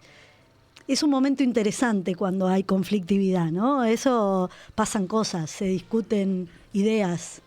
Y aun cuando en un momento como este son en contextos muy tristes, digamos. En el INTI, Sturzenegger dijo que iba a despedir 1.400 personas. Estamos hablando de la totalidad de los trabajadores que trabajan en Miguelete, en la sede del INTI de acá, de San Martín. Sí. Es como decirle, bueno, los voy a echar a todos. Fue un domingo el tipo y dijo, bueno, los voy a echar a todos. Más que eso, va a eliminar el INTI, sí, prácticamente. Sí, exacto, sí. Claro. En vez de decir lo cerramos, dice Claro. voy a echar 1.400 personas. Nadie. Eso genera un estado de ánimo desesperante y al mismo tiempo ideas, ¿no? Se empiezan a discutir cosas. Bueno, ¿para qué? ¿Para qué queremos el INTI? ¿Qué pasa en un país donde se cierran 200.000 empresas en 2 años? ¿Para qué queremos al INTI, no? Y me parece que eso nos obliga a usar un poco más la imaginación y a imaginar o ir delineando algo de lo que estaban discutiendo ustedes recién respecto del programa, de hacia dónde vamos. Ahora, que sean tan, ya les doy Sí. a Sol y a Jorge, que sean tan bestiales, ¿es una traba o es una ayuda en algún punto? Porque, por ejemplo, en los 90, todos recordamos, bueno, los procesos de desguace venían como fundamentados en papers, el Banco Mundial, había plata del Banco Mundial para despedir gente, una aberración, pero digo, estaba contemplado que por lo menos esa gente le iban a dar, después sabemos que termina mal, hoy ni eso. Hoy te dicen, o hay algo de lo que no se sabe también. Hay retiros voluntarios, Sí. hay retiros voluntarios en distintos organismos, en el INTA lo intentaron apenas arranca el proceso de desguace del INTA. Lo primero que el gobierno tira son retiros voluntarios. Los retiros voluntarios, digo, es muy difícil de medir eso. Es muchos números. O tenés mucho contratado también. Sí, Que es un también. problema estructural. Sí, Que el por ahí en INTA los 90 tiene. no pasaba eso. No, el Eso INTA apunta tiene. a desorganizar también, porque ahí hay Claro. decisiones individuales. Tal cual. Absolutamente. No se plantea una estrategia común. Claro, Absolutamente. cada uno De busca todas su- maneras, el INTA tiene convenio colectivo de trabajo propio, no estamos en tabla rasa, digamos. Y me parece, respecto de lo primero que preguntabas, no hay nada bueno en lo que está ocurriendo, digamos, no es que, bueno, hay posibilidades de soñar con un mundo mejor porque nos están haciendo mierda. No es así, digo, la situación es muy desesperante, pero lo que sí podemos ver es que no estamos muertos, que estamos dando pelea, que estamos organizándonos, que hay debate de cómo organizarnos y eso es interesante también. Nuria, vos estás en un sector de ciencia y tecnología, muy vinculado también a las universidades, y me parece que es un sector clave para destruir en el plan que tiene el gobierno, que es el plan de las corporaciones y de este capitalismo financiarizado. Hacer de la Argentina un país sin ciencia y tecnología, sin industria, un país donde las universidades bajen su nivel y se desfinancien, y en todo caso para algunas élites queden algunos posgrados y algunas cosas de este tipo. Y en un momento donde los trabajadores y la clase trabajadora se segmenta, el pluriempleo, el home working, la explotación clásica, que no es novedad, pero en el marco de todo este concepto, me parece que luchar por sostener un país con ciencia y tecnología propia es defender la patria, porque un país que no tiene ciencia y tecnología propia no es un país independiente hoy día, en que todo se maneja con nuevas tecnologías y nuevas formas de comunicarse inclusive. Sí, estoy de acuerdo, es efectivamente así. Yo creo que en la defensa de la universidad y la ciencia pública hay una defensa de la patria, hay una defensa de la soberanía, hay una lucha antiimperialista, aunque no se plantee necesariamente en esos términos. Que no, la consigna de la marcha el martes que viene no es por una patria liberada, es el martes 12. El martes 12. Es una movilización para que efectivamente se cumpla una ley que fue votada 3 veces. Votada, parece un juego de palabras. Exacto. Se trata de eso. Sin embargo, tal cual, los trabajadores de la universidad y el sistema científico y tecnológico público sabemos que la destrucción de nuestros organismos, de nuestras universidades, impacta directamente en las posibilidades de autonomía científico-tecnológica, en las posibilidades de decidir qué país queremos, ¿no? De poder tomar decisiones respecto de algo de esto, de qué desarrollo tecnológico queremos tener, pero más allá de eso, de imaginar futuros posibles también, porque en realidad lo único que hacemos nosotros en las universidades y en CONICET y en los organismos de ciencia no es desarrollar tecnología. Lo que nosotros hacemos es pensar, cómo se puede mejorar la calidad de vida de tal sector, cómo podemos vivir con menos contaminación, cómo podemos evitar que la fuente de energía sea una fuente de hidrocarburos contaminante, cómo podemos reorganizar la vida en sociedad. De eso, a esas preguntas nos consumo, cantidad de cuestiones de la vida cotidiana, la organización del tiempo. Exacto. Hoy pensar el tiempo es revolucionario, ¿no? También. Y en esa línea que planteabas, que además se van buscando nuevas estrategias, creo que algo sucedió, la verdad que es fantástico, y es que una parte de la sociedad que por ahí no terminaba de tener del todo conciencia, se fue enterando. Yo creo que a partir de lo que fue también el COVID y el involucramiento del CONICET en un montón de líneas de investigación, pero más allá de el desarrollo de vacunas y demás, también con lo del streaming del CONICET, y también lo que significa y lo que implica avanzar con el estudio de otras áreas de las ciencias humanas y las ciencias sociales para la vida de nuestra sociedad.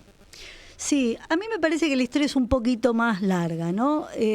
Nosotros tenemos un sistema científico-tecnológico basado en dos fenómenos.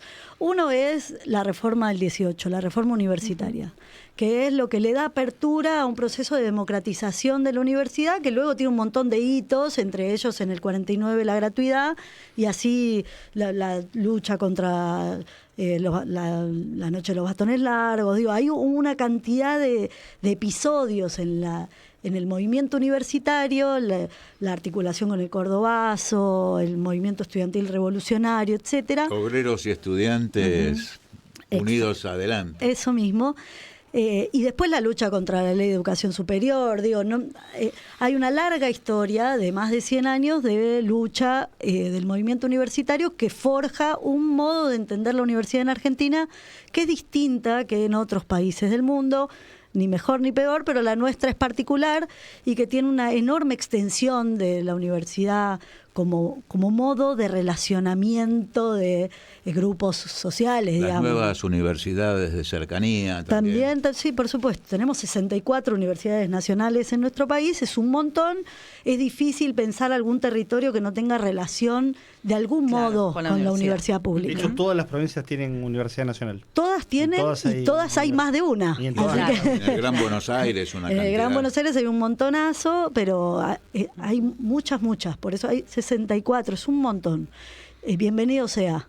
Eso por un lado. Y por otro lado, una trayectoria del sistema científico-tecnológico que nace con con Bernardo Husey, con el afán de sacar la producción científico-tecnológica de las universidades, que eran un hervidero de zurdos.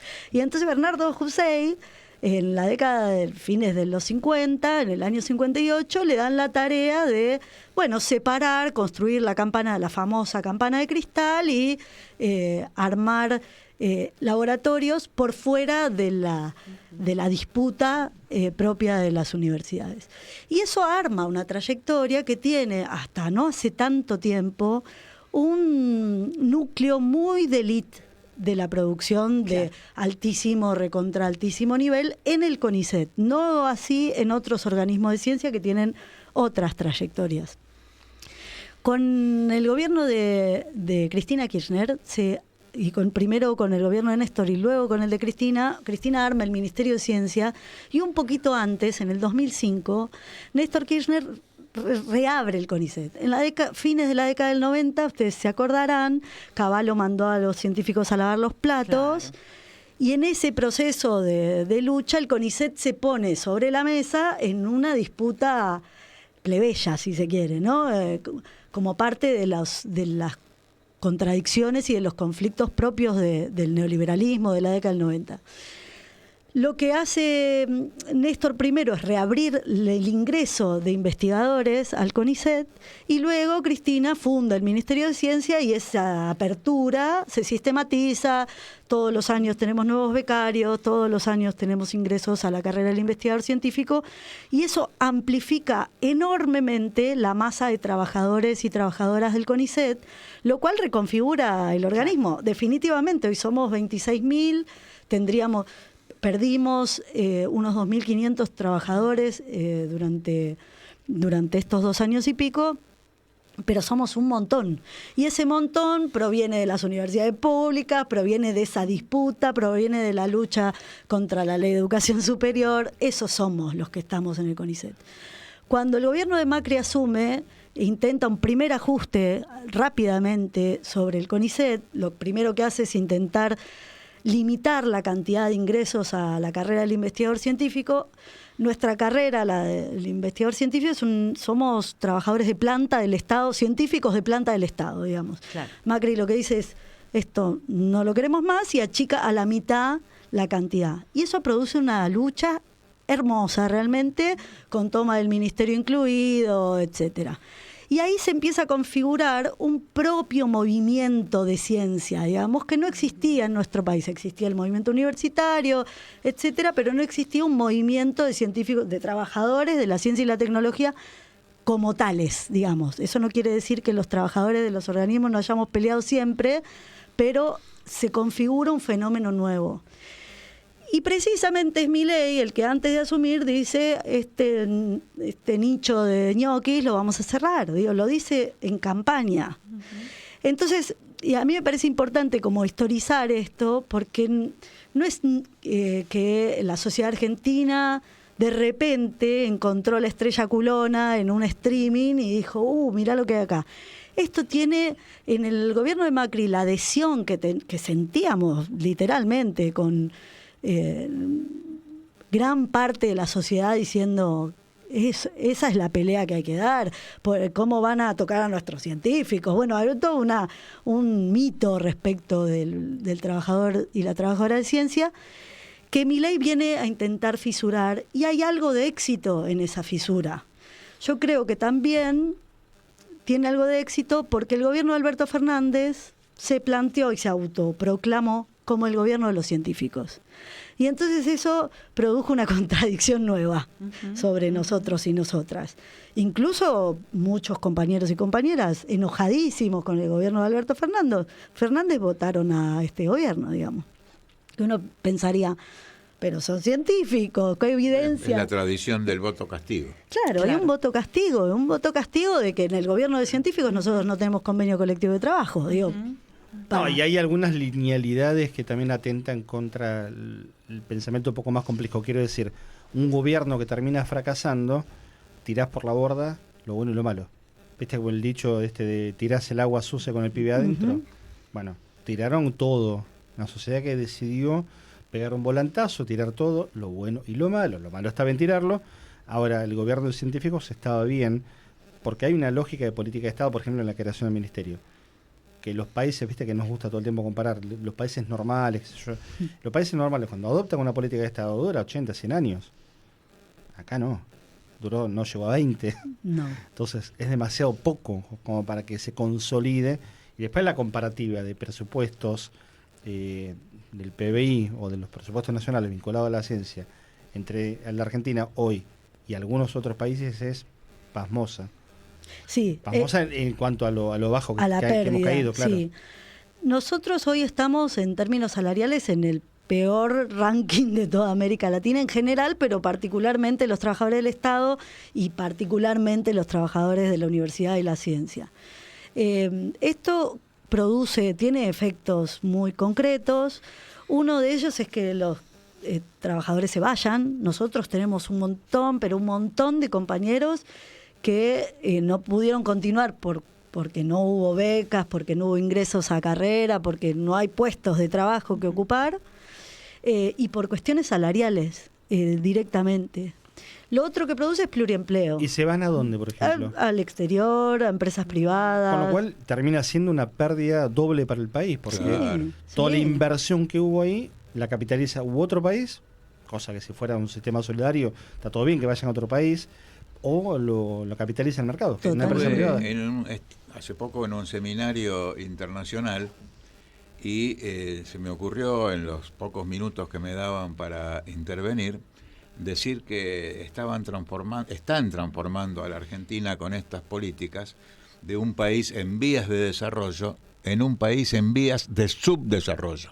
Es decir, destruyendo los niveles de desarrollo industrial, científico, tecnológico y en otros rubros que tuvo la Argentina y destruir todo eso, volviendo a una especie de, no quiero quedar mal con ningún país y demás, pero a un país altamente subdesarrollado, exportador de materias primas y con algún contenido de turismo y algo más. Hay un retroceso brutal. El ejemplo para mí más claro de eso es el Servicio Meteorológico Nacional. Ahí está. Tenés el organismo meteorológico más viejo de toda América Latina, de todo lo que hoy se llamaría el sur global, digamos. Hace 2 años cumplió 150 años. Claro, tenés un organismo con muchísima experiencia, trabajadores muy, muy, muy calificados, que les acaban de despedir 140, están pensando si lo cierran, si privatizan una parte, un organismo que le da servicio incluso a ese país que ellos quieren, un país con algo de turismo y con minería, producción de alimentos. Los vuelos. Claro. ¿Cómo se van a ir los mineros a los territorios mineros, no sé, a la cordillera sin los vuelos? ¿Cómo van a ir los ingenieros? ¿Cómo van a llegar? Sin el servicio meteorológico eso no está. Bueno, ahí hay un ejemplo, me parece a mí, de esto bien interesante. Yo creo que además hay un nivel de improvisación en todo el plan pasmoso, ¿no? Y en ese punto el servicio meteorológico también es una muestra de esa improvisación y de ir, bueno, yo tengo un plan que es convertir este país en un país sin industria, en un país sin ciencia y tecnología pública, sin inversión educativa, etcétera. Este es mi plan.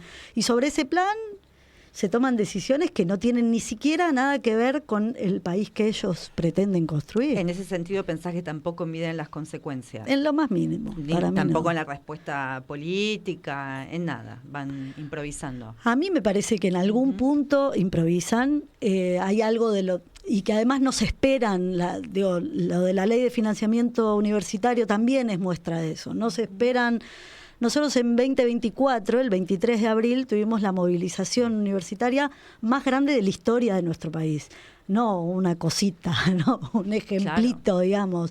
La movilización más grande de la historia. ¿Y cómo viene la del 12 de Yo creo que va a ser gigante. De mayo. Yo creo que va a ser gigante. Estamos todos convocando. Me parece además Podés aprovechar para anunciar la convocatoria, de paso. Es eso, es el 12 de mayo, será alrededor de las 3 de la tarde, todavía no está claro la cita precisa, pero bueno, el martes a la tarde hay que suspender todas las actividades porque hay que estar ahí. Escúchame, ¿qué pasa con los tiempos? Porque hoy en medio que estamos atravesados por ya el gobierno Milei dio la vuelta de su propio mandato, es decir, ya pasó el segundo año y quedan un año y pico para votar y para un eventual cambio de gobierno.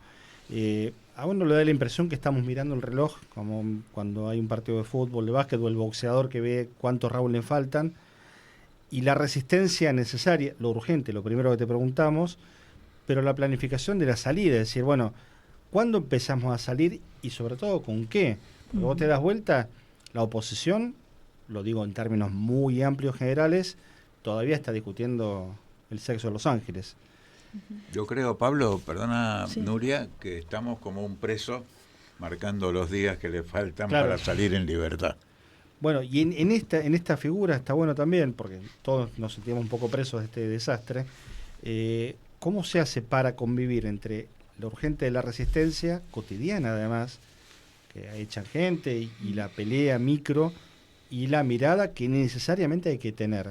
¿Cómo van calibrando ahí los tiempos? Yo creo que... ¿Cómo vos por lo menos lo estás mirando? Me parece que el desafío más complejo que tenemos y que venimos atravesando desde que ganó Milei, que es, por un lado, saber que estamos corriendo contrarreloj, saber que además no es un problema exclusivamente nuestro, digamos que hay una situación internacional, digamos, hay una situación política general.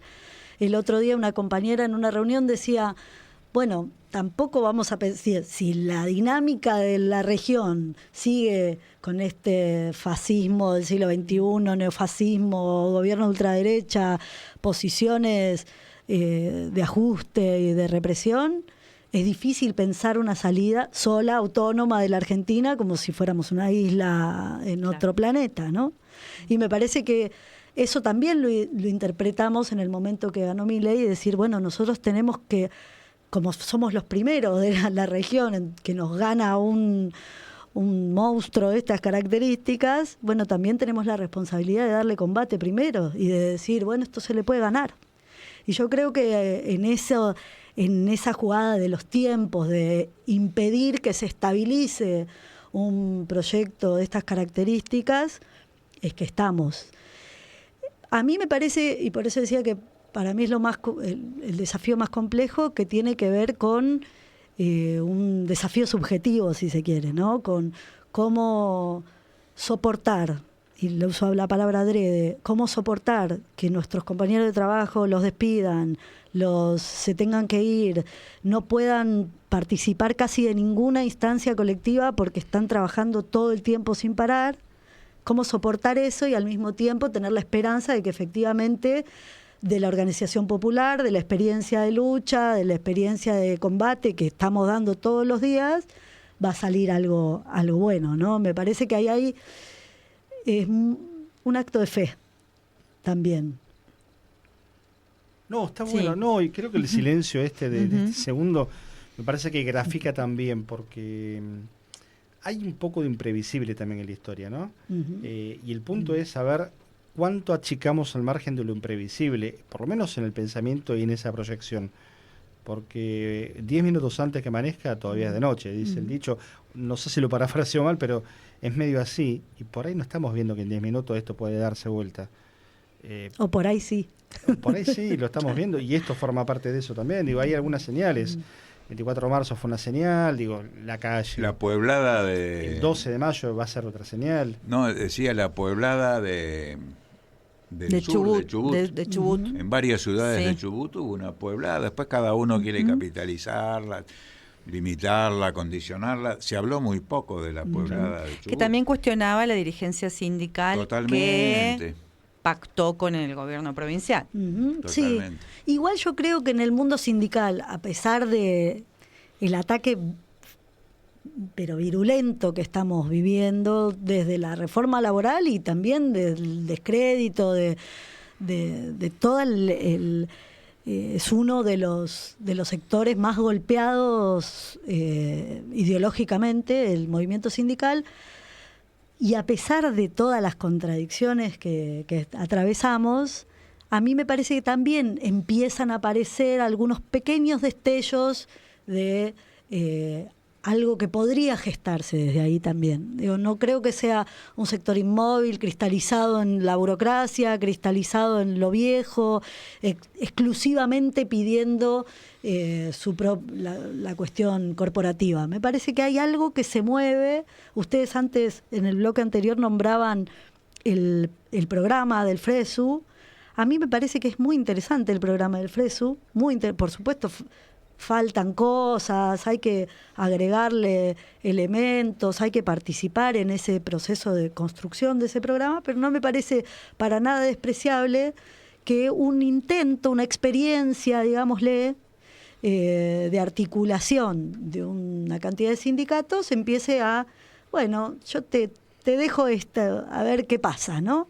Me parece que ahí también puede, independientemente de la expectativa concreta que tengamos con la organización del FRESU, con la hegemonía del FRESU, etcétera, a mí me parece que hay algo que también camina, digo que el movimiento está en todos lados. El ¿no? PUR se mueve. Exactamente. Y una última para el cierre, porque cuando llegaste contándonos que estuviste dando clases todo el día, parte del laburo, y la mirada sobre las pibas y los pibes, ¿no? Por ahí hace 2, 3 años estaban votando por primera vez, probablemente muchos hayan sido votantes de este gobierno, alumnos tuyos que seguramente vayan el martes, digo, ¿qué miramos con eso también, con esos pibes de 18, 20 años de hoy?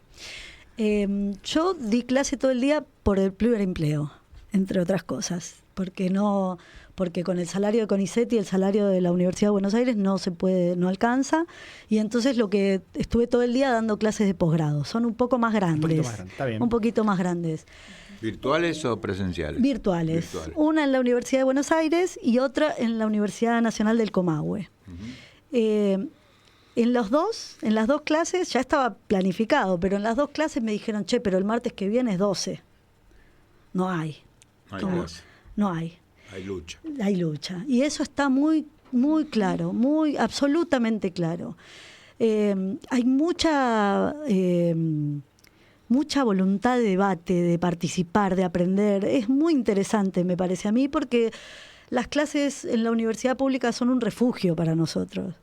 Y es así, y es un poco así, porque hay un espacio ahí de una cierta libertad, que uno tira un disparador y bueno, y vemos qué pasa, ¿no? Y eso ocurre, y es muy interesante, a pesar del cansancio que implica el pluriempleo, claro.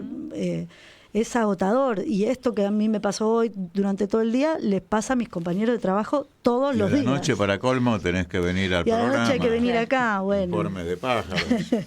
Nuria, gracias por este sobrevuelo con una mirada general, pero también poniendo las patitas o garras de los pájaros. Son garritas. Depende, si son águilas o son garritas. Sí. Bueno, los cauchitos Según ahí, las patitas, pájaro, ¿no? sobre el pájaro, pájaro. sobre la realidad concreta. Gracias. No, muchas gracias.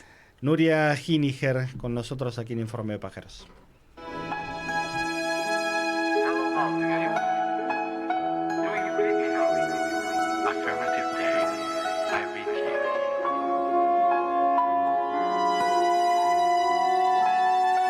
Informe de pájaros. Coordenadas para no perder el rumbo.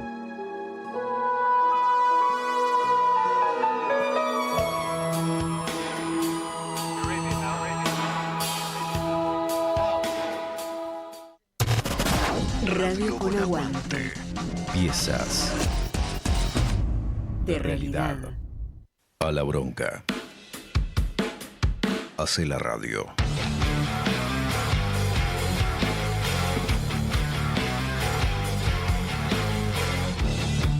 Radio con Aguante. Resistiendo desde el aire. No vinimos a inventar nada. Vinimos a cambiarlo todo. No vinimos a inventar nada. Vinimos a cambiarlo todo. Totalmente distintos, pero encajando perfectamente. Un espacio donde estamos todes. Piezas de realidad. Radio con Aguante. Piezas de realidad.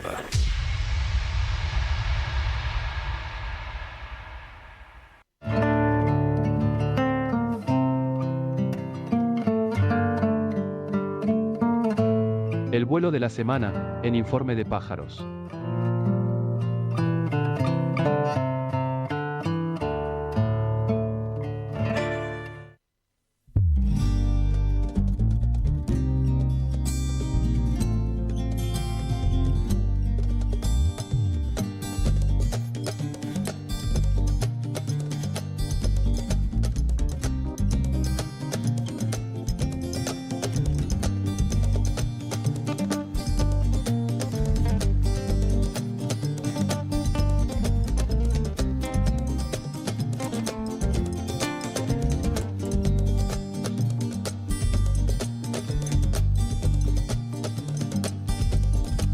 Sí.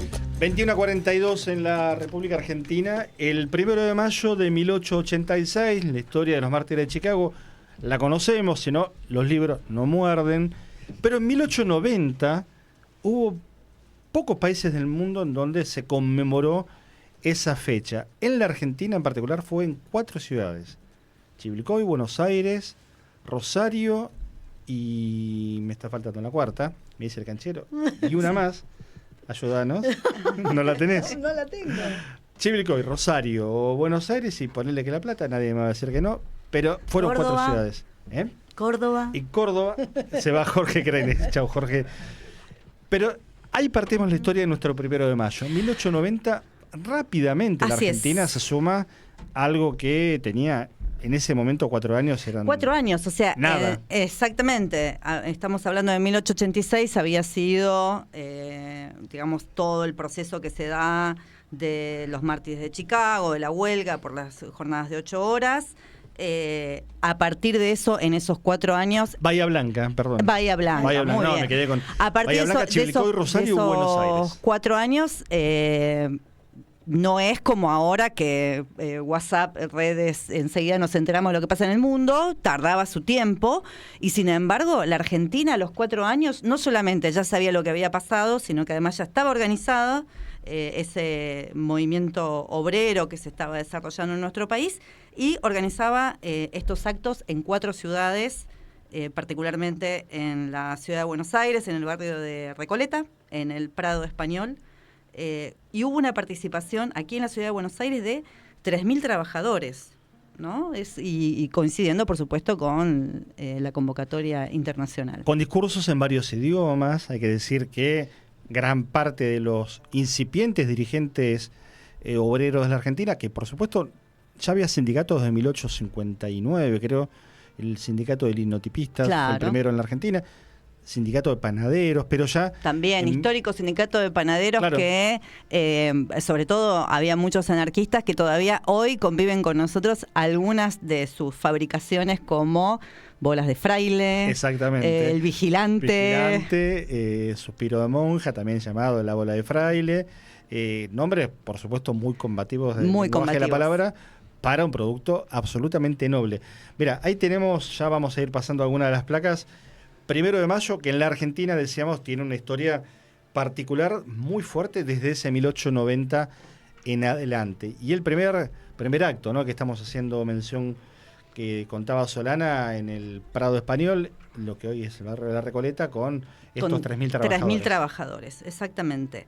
Y a partir de este momento también empiezan a surgir algunas diferencias que sí me parece interesante ir desarrollando en la historia del movimiento obrero en la Argentina, porque una de las preguntas que nos hacíamos desde el programa es ¿por qué en la Argentina cuesta de alguna manera consolidar, por ejemplo, un acto único, de hecho que se realice un acto, y es parte de la demanda que venimos haciendo los sectores que somos más combativos dentro del movimiento obrero? Y la primera diferencia había surgido entre los anarquistas y los socialistas, que tenían visiones diferentes de cómo encarar el 1 de mayo en la Argentina.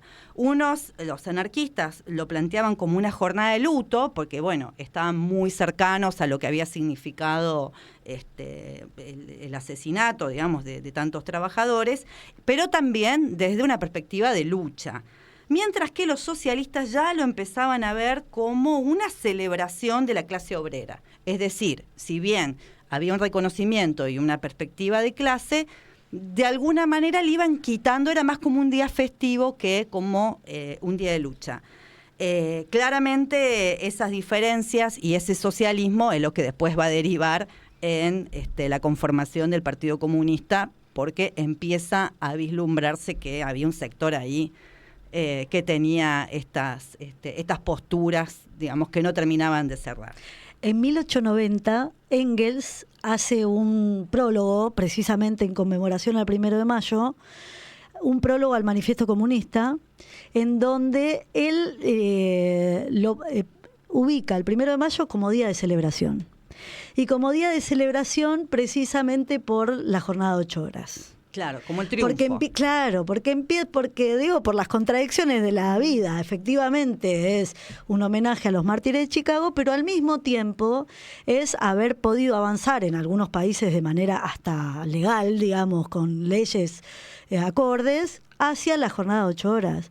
Y esto es un triunfo de la clase obrera sin ninguna duda, digamos. Entonces, que hoy además estamos discutiendo en nuestro país, la jornada está sumamente extendida, mucho más de 8 horas. Entonces, me parece que esas contradicciones, también el trasfondo de quién dirige, ¿no? ¿Quién dirige qué? ¿Hacia dónde vamos? Y hay mucho más que el símbolo, hay mucho más.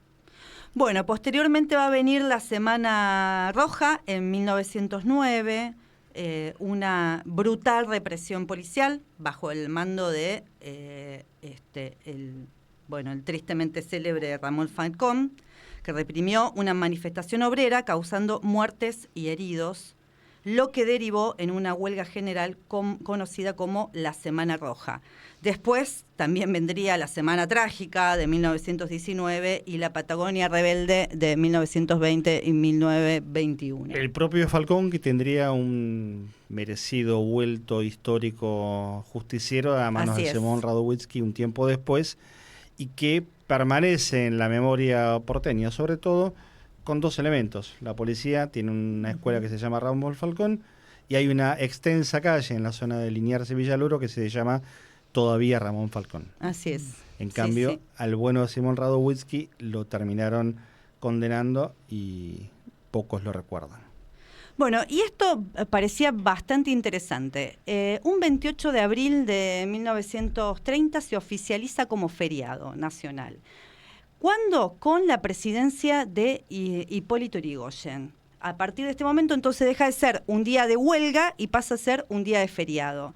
Porque también nos preguntábamos cuál había sido el rol político de estos movimientos históricos, populares en la Argentina, como ha sido el radicalismo, en cuanto a el comportamiento del movimiento obrero y el sindicalismo en la Argentina. Y el feriado tiene una doble lectura también, porque si vos no tenés feriado, como en Estados Unidos, te ocultan la fecha, si tenés feriado te diluyen la jornada de lucha. Así es. O sea que hay un doble juego ahí en el final del gobierno de Yrigoyen. Claro, la pregunta ¿es un feriado para la cooptación por parte del Estado en algo que debería ser autónomo del movimiento obrero, o es un feriado que de alguna manera reivindica, celebra y pone, digamos, en conocimiento a una sociedad lo que significa ese 1 de mayo. Casi un siglo después el debate está abierto. Sí, es el mismo año, volviendo a 1930, es el mismo año de la creación de la CGT. Claro. Entonces es un año de mucha pelea. Que Irigoyen haya tenido la necesidad de decir, bueno, el 1 de mayo existe, está bien, es feriado. Después vemos qué pasa con eso, porque, bueno, se puede luchar igual, digamos. No es que sea feriado, no implica que no podamos ni conmemorarlo ni hacer de esa fecha un día de lucha. En esa contradicción entre la emergencia de la CGT como central obrera, digamos, de la primer central obrera que unifica a todos y a todas en nuestro país, bueno, tiene su gracia pensar que fue en ese año precisamente el año que se cristaliza el feriado del 1. Bien, después, ¿qué va a pasar? Después va a venir un nuevo movimiento popular, histórico en la Argentina, que es el peronismo. A partir del primer y segundo gobierno de Perón, el 1 de mayo va cobrando este sentido de celebración popular, de festejo. Aparecen un montón de conquistas por parte del movimiento obrero. La Secretaría de Trabajo y Previsión va oficializando derechos como el aguinaldo, vacaciones pagas, el Estatuto del Peón Rural, bueno, y una serie de conquistas. Y entonces comienza la tradición de la movilización a Plaza de Mayo con el discurso de Perón. De hecho, en el mismo 1943, el propio movimiento peronista acude al 1 de mayo, aún a pesar de que ya había amenazas de los sectores golpistas de que iba a haber bombas ese día en la misma plaza. Y aparece la idea del Día del Trabajo también, ¿no? También aparece la idea del Día del Trabajo, exactamente. Nuevamente estas tensiones de las que hablábamos, ¿no? Entonces, por un lado hay avances, hay una decisión política de un gobierno de dar avances en un montón de reivindicaciones, pero también en un contexto mundial, que era el mundo bipolar, con un bloque socialista muy, muy fuerte en ese momento, y bueno, y una lucha histórica del movimiento obrero. Y por último, poníamos en esta saga de los 1 de mayo con el gobierno con Perón, el 74, que es un momento muy complicado de la Argentina, donde ya se venía instalando la AAA, y es ese 1 de mayo de 1974 con el discurso que genera la ruptura definitiva entre la tendencia revolucionaria peronista, representada sobre todo por Montoneros, y los sectores de la derecha peronista alineados en la AAA. O sea, hay un momento donde viajar en la historia, yo creo que rankea muy alto ir al 1 de mayo del 74, ¿no? Como para ver esa plaza que sigue generando 52 años después cantidad de debates sobre, Perón los echó, se fueron los Montoneros, el discurso que finalmente sería el penúltimo, Perón le quedaría todavía el discurso el 12 de junio, la despedida, y él llevo en mis oídos la más maravillosa música, que para mí es la palabra del pueblo argentino, contrasta o viene en todo caso a remediar, si querés, como despedida, algunos imberbes y estúpidos pretenden hacernos creer a los peronistas, ¿no? Hablándole a los montoneros, que tenían en todo caso la prepotencia de la juventud y también la prepotencia de haber creído en buena ley, de haber hecho el aporte para que Perón vuelva a la Argentina. Digo, es complejo el momento también de ese también 1 de mayo hay que decir, ¿no? que esa Plaza de Mayo no era solamente digamos, organizaciones peronistas, sino que había una expresión de distintos sectores también de la izquierda, que... Hasta los 90 al acto de la CGT iba todo el mundo. Iba todo el mundo, exactamente. En los 80 iba el MAS, iba el Partido Comunista, iba el radicalismo, iba todo el mundo. Y que, bueno, lo que expresa es esa división que hace un ratito la estábamos analizando. Si hablamos solamente de unidad del peronismo, bueno... No termina de resolver la unidad del peronismo, la alternativa política, sino por el contrario nos pone sobre la mesa un problema sobre todo de programa, de perspectiva y de plan político hacia dónde iría una propuesta alternativa o de oposición a este gobierno, ¿no? Pero bueno, en la historia sí queríamos rescatar, yo que soy cordobesa, perdón, en el medio de todas estas tensiones, que existió el desarrollo, si queremos reivindicar el desarrollo de un movimiento obrero autónomo, que un poco era lo que queríamos poner sobre la mesa hoy en Informe de Pájaros. ¿Qué pasó con la autonomía del movimiento obrero a lo largo de la historia de la Argentina? Que de alguna manera en estas tensiones, que si bien fueron gobiernos que respondieron a las presiones de la demanda de los trabajadores y trabajadoras, también al mismo tiempo intentaron de alguna manera generar formas de cooptación por parte del Estado. Hubo en la historia un cordobazo, un 29 de mayo, que pronto también se va a conmemorar, en 1969 en Córdoba, con el liderazgo de Agustín Tosco y el desarrollo de recuperar una tradición, esta que veíamos a los inicios de la historia del movimiento obrero en la Argentina, una tradición de tipo clasista, con una perspectiva de liberación para nuestro país, ¿no? Y hoy que hablábamos de los programas, ¿no? Hacíamos mención al FRESU como lo más reciente. Previamente habíamos mencionado que ahí está el cierre con la historia del 1 de mayo en la Argentina, que nos trae Solana López. Habíamos hecho mención a los 26 puntos de Baldini hace 40 años, pero también los programas de la CGT de los argentinos, Huerta Grande y La Falda, Córdoba de nuevo, para ver que en 136 años solo encontramos 4 momentos de programa. Bursaco también. Y Bursaco con el 92. El 91-92 con el Congreso de los Trabajadores Argentinos. Hacia la CTA, digamos. Hacia la CTA, proceso que duraría algunos años, en el 95-96. 4 o 5 momentos nada más en 100 y pico de años. Suena poco, ¿no? En términos de, bueno, el volumen que hace falta construir. Claro, o decís, no lo haces de un día para el otro, pero sin embargo hay una memoria acumulada en donde basta hacer este recorrido que hizo Solana y algo más y ahí está el camino. Ahí está el camino, están todas las líneas trazadas ya. Hay que mirar un poquito para atrás a veces, ¿no? Sí, eso es interesante porque evidentemente no se trata de lo que está escrito tampoco, ¿no? Porque escrito ya está. Si uno agarra el programa de Huerta Grande y dice, yo suscribo punto por punto, quiero este país que querían ellos y ellas.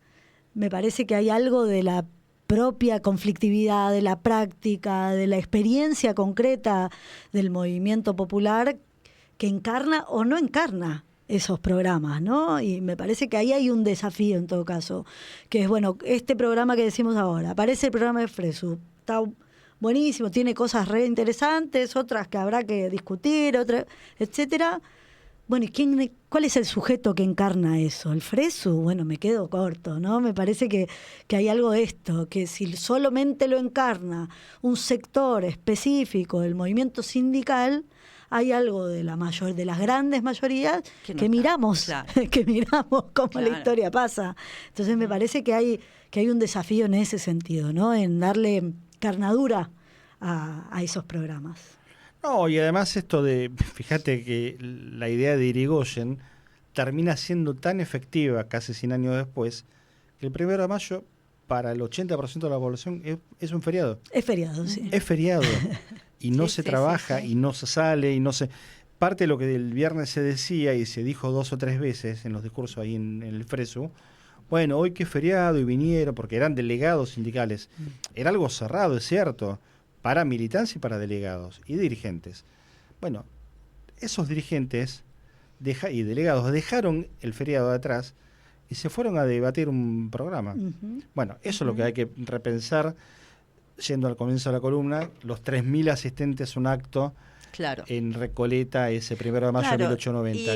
En una ciudad que 3.000 asistentes era una montaña de gente, digamos. Y en esto de la lucha y la celebración, en este par, que claramente no tiene que ser contradictorio, la celebración tiene que ser una celebración por nuestras conquistas. Y quizás un poco lo que nos pasó en la historia es haber pensado en delegar eso que en realidad fue resultado de cada uno de los trabajadores y trabajadoras de nuestro país, cada una de esas pequeñas o grandes conquistas que hemos conseguido, delegarlas como si hubiese sido pura y exclusivamente resultado de una decisión política en determinado momento. Entonces, está bien reconocer cuando eso ha sido, como ha sido también, no sé, el voto femenino y tantas otras cosas, pero sin olvidar que si no existe la construcción de la correlación de fuerza, la lucha, la organización del movimiento social, del movimiento obrero, eso no hubiese sido posible. Las 10 de la noche, mira, con ese punto nos vamos a despedir. El martes que viene volveremos, será 12 de mayo, será post-marcha para nosotros. Allí nos encontraremos en las plazas del Congreso de Mayo y ojalá no lleguemos a ninguna de la cantidad de compañeras, compañeros, pibas y pibes que asistan y asistamos allí a esas plazas, ¿no? El criterio de éxito es no llegar a la plaza. Así es. Si no llegamos, estaremos contentos. Así. Nuria, gracias. Te quedaste un ratito más y estuvo bárbaro el aporte. Muchas gracias. Guillermo Guerra, Pablo Fernández. Hicimos Informe Pájaros. Estuvo Jorge Kreines, Luana Haidt. Hoy a distancia, abrazo para ella. Y Solana López, Pablo Marcau. Gracias, Nuria, de nuevo. No, gracias. Será hasta el martes que viene. Que tengan una buena semana en este quinto mes del año, del tercer año PM, post-Milei. Radio con Aguante. Comienzo,